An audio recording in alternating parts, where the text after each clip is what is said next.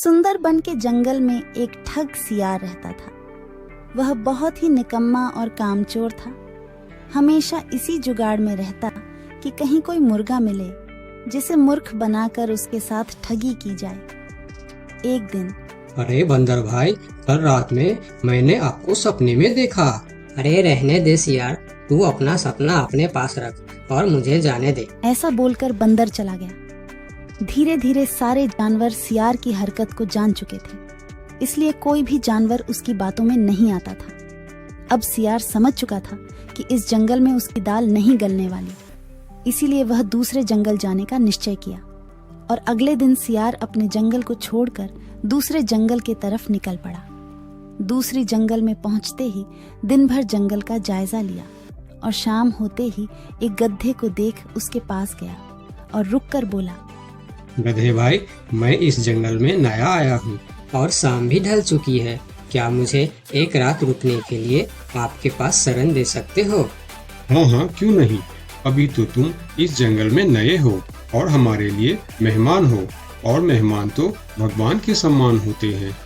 ऐसे कहते हुए गधे ने सियार को अपने पास रोक लिया और उसे सम्मान के साथ भोजन कराया। भोजन करने के बाद दोनों आपस में बातें करने लगे। सियार ने गधे से बोला, अरे गधा भाई, इस जंगल में पीपल के पेड़ के पास एक तालाब है, जानते हो उसके बारे में? हाँ हाँ, पीपल के पास एक तालाब है। वह तालाब कीचड़ से भरा पड़ा हुआ है। उसका पानी भी बहुत गंदा हो चुका है।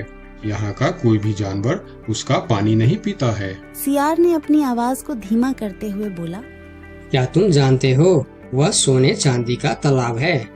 उसके अंदर ढेर सारा सोना और चांदी छुपा है और उस तालाब का मालिक मैं ही हूँ।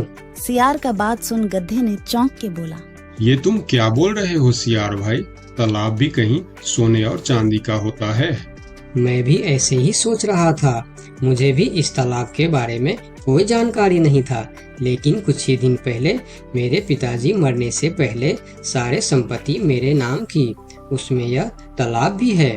और आज मैं अपनी संपत्ति देखने के लिए ही यहाँ पर आया हूँ। यकीन नहीं होता तो यह थैली में देख लो, जो मैंने अभी इस तालाब से निकाला है। सोने के गहने निकालकर गधे को दिखाया, जो उसे ठगने के लिए उसने अपने साथ लेकर आया था। गहने को देखकर गधे को सियार के बात पर विश्वास हो गया और बोला, अरे हाँ, ये तो सचमुच सोने चांदी का है। अब तो तुम बड़े ही भाग्यशाली हो, इसलिए तुम्हारे पास ये सोना चांदी का तालाब है। अब सियार मन ही मन खुश हो रहा था। उसे तो इसी बात का इंतजार था। गधा भाई, मुझे इस संपत्ति से कोई भी लालच नहीं है। मेरे पास मेरे जंगल में और बहुत सारे संपत्ति है जो मेरे पिताजी ने मेरे लिए छोड़कर गए हैं। मैं तो यहाँ तालाब बेचने के लिए आया था। सोचता हूँ तुम भले जानवर दिखते हो, क्यों ना तुमको ही यह सब बेच दूं। मुझे, यानी यह सोने का तालाब मेरा हो जाएगा और मैं इस तालाब का मालिक बन जाऊंगा। बेचारा भोला भाला गदहा सियार की चिकनी चुपड़ी बातों में बहुत आसानी से आ गया और गधा सियार से सोने का तालाब खरीदने को तैयार हो गया। दोनों के बीच 4 सिक्कों का सौदा तय हुआ। ठीक है सियार भाई, मैं अभी जाकर हिरन के पास से 4 सिक्का लेकर आता हूँ। मेरे पास अपना घर न होने के कारण मैं अपनी सारी कमाई हिरन के पास ही रखता हूँ और जब भी मुझे जरूरत पड़ता है मैं उससे ले लेता हूँ। ठीक है गधे भाई, लेकिन ध्यान से, जंगल में किसी को इस बात का पता नहीं चलना चाहिए, वरना जंगल के सारे जानवर मेरे पीछे ही पड़ जाएंगे। ऐसा बोल सियार गधे को भेज देता है और गधा हिरण के पास जाकर अपना सिक्का मांगता है। गधे भाई, घर में सब ठीक तो है ना?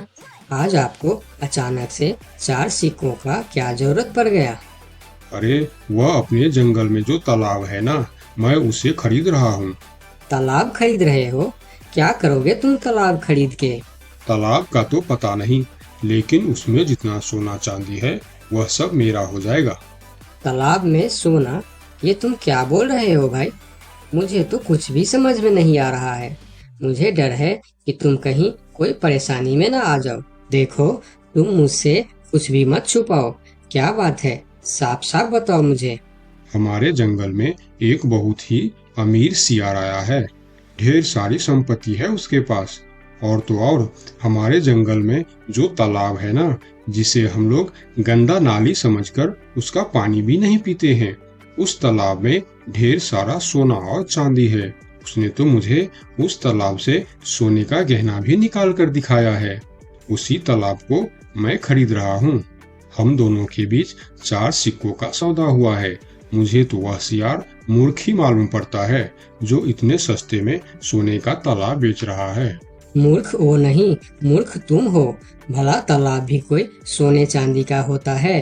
अरे गधा भाई, तालाब से पानी निकलता है, सोना नहीं। मैं भी ऐसे ही सोच रहा था, परंतु उसने मुझे सोने निकाल कर भी दिखाया। गधे भाई, मुझे वह कोई ठग मालूम पड़ रहा है जो तुम्हारे आंखों में धूल झोंक कर तुम्हें झांसा दे रहा है। मैं एक तरकीब बताता हूँ जिसे दूध का दूध और पानी का पानी हो जाएगा। कौन सा तरकीब हिरन भाई?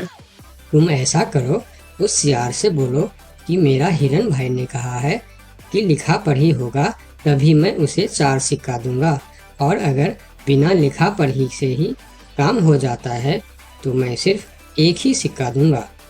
अगर वह तालाब सच में सोने की है तो वह लिखा पढ़ी जरूर करेगा, नहीं तो वह 1 सिक्के में ही मान जाएगा। हिरण की बात सुनकर गधा हाँ में सिर हिलाया और सिक्का लेकर सियार के पास पहुंचता। सियार भी गधे के आने के इंतजार में उतावला हो रहा था। गधा पहुंचते ही सियार से बोला, सियार भाई, मेरा हिरन भाई ने कहा है यदि आप लिखा पढ़ी के लिए तैयार हो तो मैं आपको 4 सिक्का दूंगा, वरना बिना लिखा पढ़ी के आप 1 सिक्का ले लो और मुझे यह तालाब दे दो। सियार ठग किसी तरह से जल्दी करके सिक्का लेकर वहां से जाना चाहता था। वह बोला, अरे गधे भाई, तुम बड़े अच्छे और भले मालूम पड़ रहे हो, तुमसे क्या लिखा पढ़ी कराना, चलो तुम 1 ही सिक्का दे दो। अब गधे को समझने को कुछ बचा ही नहीं था। गधे को समझ में आ गया कि सियार उसको ठगना चाहता है। ठीक है सियार भाई, कोई भी शुभ कार्य करने से पहले मुंह मीठा करना जरूरी होता है। मैं अभी लड्डू लेकर आता हूँ, आप यहीं रुको। गधा जंगल से 2-3 जानवरों को बुला लाया और सियार की जमकर धुनाई कर दी। किसी तरह सियार वहां से जान बचाकर भाग